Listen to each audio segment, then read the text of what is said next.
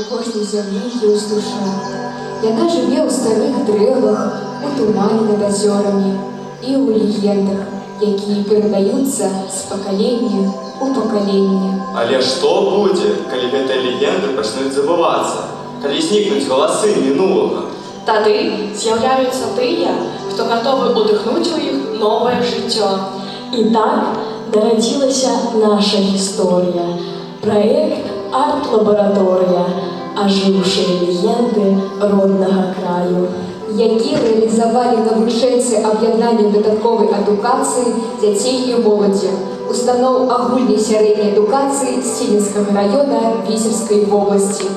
Мы поставили перед собой мэту захаваць і ажывіць легенды нашай мясцовасці з дапамогай мастацтва, Ілюстрацыі, Анімацыі, тэатральных пастановак, мастацкага слова, а таксама з дапамогай інфармацыйных тэхналогій. Мы дали другое жыццё 25 легендам нашай малой радзімы.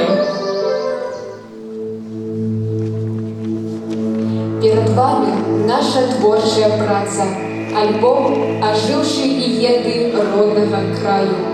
і мы з нецярпеннем запрашаем вас у падарожжа. Па старонках гэтай дзіўнай кнігі. З прыпынкамі ў 5 мірах легенд. Прыпынак першы. Гісторыя вытокаў. Менавіта тут нарадзіліся таямніцы. Чаму з'явіўся бусел? Адкуль узяліся змяіная гара і пясчанка з яе галючай вадой? І чаму другі па памеру ў нашай краіне чортаў камень да гэтага часу захоўвае старажытную сілу? Прыпынак другі. Шэпт запаведных крон. Тут прырода набывае голас, гавораць дрэвы і жывёлы, і свет вакол здаецца жывым і напоўнены магіяй. У легендзе відна, добрая кароўка дапамагае дзяўчыне здабыць шчасце. А ў Савінічах пад старажытным дубам вешацца птушыны суд, Дзе верабей адказвае за свае дрэнныя ўчынкі. Але не ўсе гісторыі казкі. Ёсць і тыя, што папярэджваюць. Прыпынак трэці. Урокі продкаў. Легенды, якія можна тут пачуць, вучаць нас быць асцярожнымі. Азёры Рыбакоўская і Кулікоўская і балоты. Яны захоўваюць таямніцы, гісторыі, якія нагадваюць, што прырода – гэта карта, якую трэба разумець.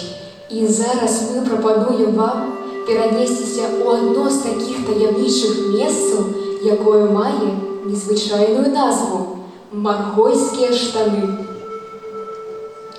У лесе за вёскай Капланы знаходзіцца балота, якое ў народзе называлі Маргойскія штаны. Кажуць, у далёкія часы вяскоўцы з цяжкасцю ды не маглі яго абмінуць. Даводзілася блукаць доўга. Нехта адзін з цікаўных вырашыў замаляваць памеры гэтага балота, каб потым ведаць, як яго абыходзіць.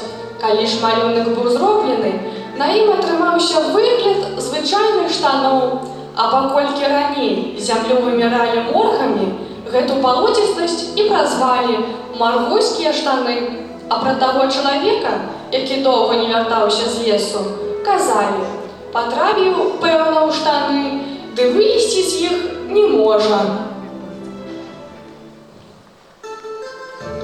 За парогам таямнічасці нас чакае вузел жыццёвых ісцін.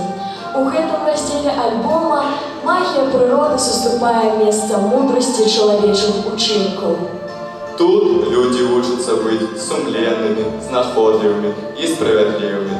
Тут нарадзіліся назвы месцаў: Затонні, Ходцы, Новасельскае возера, Красна, Алёхнава, Шынкаўскія хутарочкі, Утрылава. Тут лёсы зліваюцца з гісторыяй. Тут жыве мудрасць народа. Аб добрых панах і знаходлівых селянінах і пра тое, як праца і розум прыводзяць да шчасця.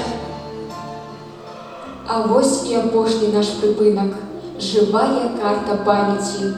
Гэта гістарычна-гераічныя легенды, у якіх гісторыя зліваецца з міфам, каб перадаць наступным пакаленням каштоўнасці і самабытнасць свайго народу. Імёны гэтых герояў заўсёды з намі. Князь Іван і княгіня Мар'я, Сеня Сельніцкі, які выратаваў горад. Больш як 575 гадоў стаіць сярод лугоў, пашаў, лясоў і палёў слаўны горад Сямно, у якім жывуць добрыя, працавітыя людзі.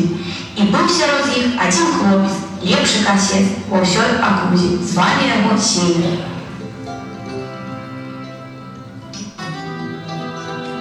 Каля самага мястэчка працякала невялікая рачулка.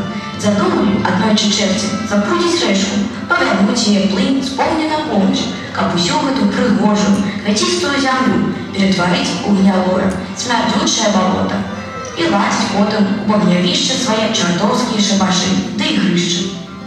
Нацяхалі яны камення, дрэвы наварочаны, стварылі запруду і назвалі яе чортавай грэбляй. І стала рэчка разлівацца па лясах, палях, агародах, пачалі запалочвацца палі ды сенажаці. Бачаць людзі, дрэнна будзе, калі не даць рады гэтай навалі.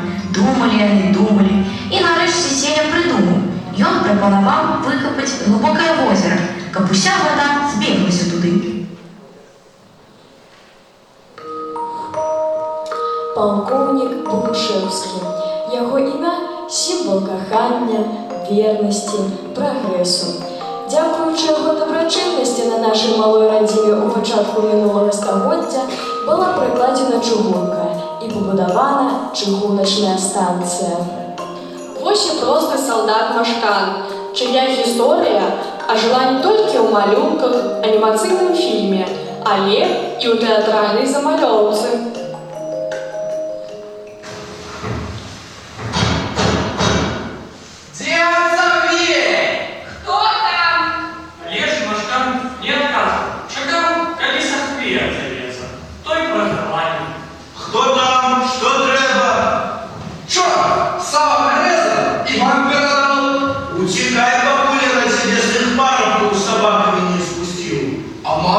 Сказано вам совать, и никому боли. Учитай, как можно потом не было. Я не жартую. Отказываешься от чертового рысова? Вердаешь его обратно?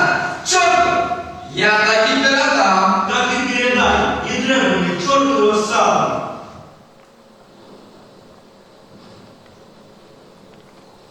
Апошняя старонка раздзела «Жывая карта памяці» прысвечана герою Зені, які аддаў жыццё за радзіму ў гады Вялікай Айчыннай вайны. І яго імя засталося ў памяці нашай зямлі – Зенева гара. Мы перагарнулі апошнюю старонку нашага альбома. Але яго гісторыі не скончыліся. Бо яны жывуць у нашай памяці. У нашай творчасці, у нашай любові.